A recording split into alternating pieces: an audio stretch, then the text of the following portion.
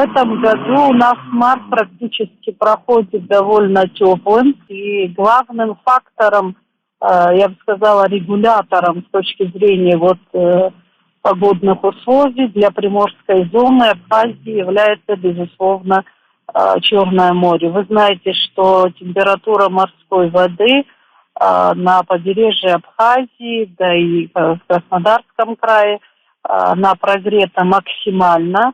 Это аномальные практически температуры для морской воды. Сегодня практически составляет 11 градусов.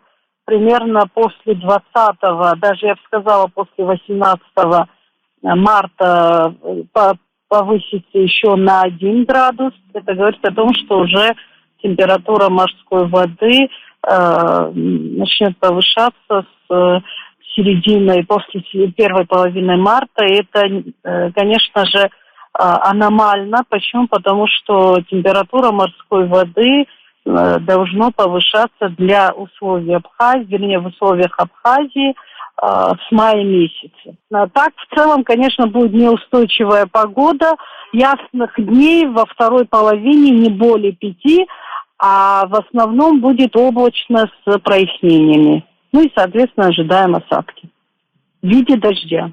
По поводу значения температур, средние значения дневные в пределах будут порядка 14-15 градусов, в отдельные дни 19-20 градусов.